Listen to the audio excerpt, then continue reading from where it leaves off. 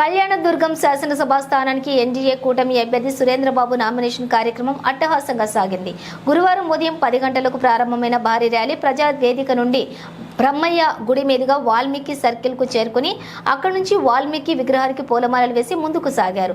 గాంధీ విగ్రహం, మసీద్ circle, Ambedkar circle వరకు భారీ ర్యాలీ చేపట్టారు. కాంతారా డాన్స్, డీజే సాంగ్స్ తోటి ముందుకు సాగారు. మసీద్ సర్కిల్లో అమిలినేని సురేంద్రబాబు మాట్లాడుతూ కళ్యాణదుర్గం నియోజకవర్గం ఎమ్మెల్యేగా పోటీ చేస్తున్నానని, చంద్రబాబు పరిపాలనపై నమ్మకంతో ఓటేయాలని, ప్రజల నమ్మకాన్ని వమ్ము చేయకుండా అన్ని వర్గాలు ఆదరాభిమానాలను చురగొంటారని భరోసా ఇచ్చారు. ఇక కళ్యాణదుర్గం నియోజకవర్గంలో రైతాంగం, విద్య, వైద్యం, రహదారులు, త్రాగునీరు, సాగునీరు అందుబాటులోకి తెస్తానన్నారు. 114 చెరువులకు 3 ఏళ్ల కాలంలో కృష్ణా జలాలను తీసుకువచ్చి రైతుల మన్ననలను పొందుతానని అన్నారు. కళ్యాణదుర్గం మున్సిపాలిటీ స్థలాలను నిరుపయోగంగా వదిలేశారని, వాటిలో కాంప్లెక్స్ నిర్మాణం చేసి మున్సిపల్ ఆదాయాన్ని రెట్టింపు చేసి మెరుగైన సౌకర్యాలు కల్పిస్తామని, తన ప్రత్యర్థులు గత 5 ఏళ్లలో ఏం చేశారని నిలదీశారు. నియోజకవర్గంలోని అన్ని రకాల అక్రమాలు చేసిన మంత్రి ఉషశ్రీ చరణ్, ఎంపీ లింగయ్యలు వర్గాలుగా విడిపోయి దోచుకున్నారని ఆరోపించారు. అలా కాకుండా తాను ఎమ్మెల్యేగా గెలిస్తే ఒక్క పైసా అవినీతి లేకుండా ప్రజలకు సేవ చేస్తానని గెలిపించాలని అభ్యర్థించారు. ఈ కార్యక్రమంలో బీజేపీ, జనసేన, తెలుగుదేశం నాయకులు, కార్యకర్తలు, మహిళలు, చిన్నారులు వేల సంఖ్యలో హాజరై నామినేషన్ కార్యక్రమాన్ని విజయవంతం చేశారు.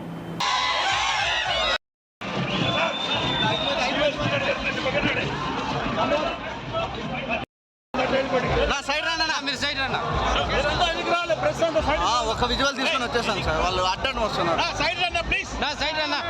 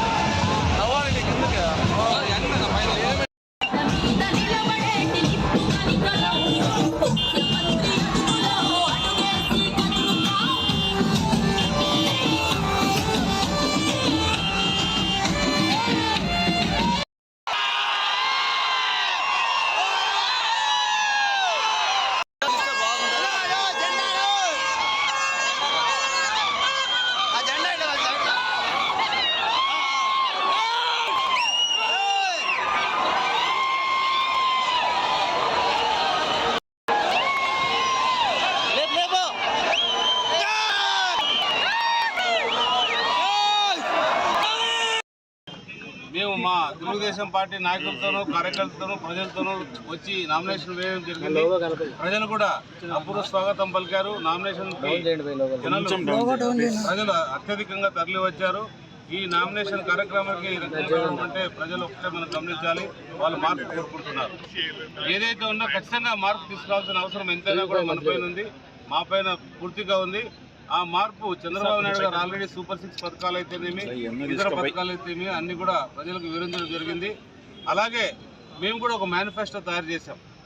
ఆ మేనిఫెస్టోలో 12 అంశాలు ఉన్నాయి. అవన్నీ కూడా ఈరోజు సాయంత్రం కానీ రేపు సాయంత్రం కానీ అన్ని కూడా ఇవ్వడం జరుగుతుంది. ప్రజలందరికీ కూడా అందుబాటులో వచ్చేటట్టు ఆ 12 అంశాలు కూడా ఏదైతే ఉందో రాబోయే 5 ఏళ్లలో కూడా అన్ని కూడా పూర్తి చేసి ప్రజలకు ఉపయోగపడేటట్టు ఖచ్చితంగా చేయగలిగినట్టు చెప్తాం. అవి కాకోకుండా ఇంకా చేయాల్సినవి కూడా ఉన్నాయి. అవి కూడా చేసిన తర్వాత ప్రజల మెప్పు పొందేందుకు ప్రయత్నిస్తాం తప్ప ఏదైతే మేము ఆ 12 అంశాలు ఇస్తున్నామో అవన్నీ కూడా నెరవేరుస్తాం. ఎందుకంటే ముఖ్యంగా దాంట్లో బీటీపీ ప్రాజెక్ట్ కావచ్చు, అలాగే మనకి రోడ్లు కావచ్చు, అలాగే మంచి హాస్పిటల్స్ కావచ్చు, చదువు కావచ్చు, మనకి పరిశ్రమకు సంబంధించిన ఏపీఐసిసి ల్యాండ్ నిరుద్యోగ సమస్యల పరిష్కారానికి ఆ ల్యాండ్ లేఅవుట్ చేసేసి లేదా ల్యాండ్ అభివృద్ధి చేసి ఇతరులందరూ కూడా ఒక మన కంపెనీలు తీసుకొచ్చి అక్కడ నిరుద్యోగ సమస్యల పరిష్కారానికి ఏదైనా కావచ్చు. అలాగే అక్కడికి రైతులకు సంబంధించి ఏదైతే ఉన్నాయో డ్రిప్ ఇరిగేషన్, రకరకాల తుంపర్ సేద్యం, మళ్ళీ రైతులకు సంబంధించిన ఏ అంశమైనా కూడా అన్నీ చేయడానికి మా 12 అంశాలతో కూడిన మేనిఫెస్టో ఉంది. అది కూడా రేపు అందరికీ ఇవ్వడం జరుగుతుంది. అది ఆ మేనిఫెస్టో ఖచ్చితంగా ప్రజలందరూ, కళ్యాణదుర్గ ప్రాంత ప్రజలందరూ కూడా ఉపయోగపడుతుంది. ఉపయోగపడిన తర్వాత ప్రజలు ఖచ్చితంగా మమ్మల్ని అభిమానిస్తారు, ఆదరిస్తారు. ఎందుకంటే వాళ్ళు గడిచిన ఈ 5 ఏళ్లలో పూర్తిగా కూరుకుపోయారు. ఎందుకంటే మంత్రి గారు ఉన్నారు ఇక్కడ, మంత్రి గారు ఏం చేశారు ఎంపీ గారికి తెలియదు, ఎంపీ గారు ఏం చేశారో మంత్రి గారికి తెలియదు. ఆ రకంగా రెండుగా ఉన్నారు. ఒకరికొకరికి సంబంధం లేకపోవడం, ఒకరికొకరు అవినీతిలో కూడా కూరుకుపోవడం జరిగింది. కాబట్టి రాబోయే కాలంలో అవినీతికి దూరంగా ఉండి మనం అన్ని కూడా అవినీతి అనేది లేకోకుండా ఏదైతే నీతి నిజాయితీ పరిపాలన ప్రజలకు అవసరమో ఆ పరిపాలన అందిస్తామని నేను తెలియజేస్తున్నాను.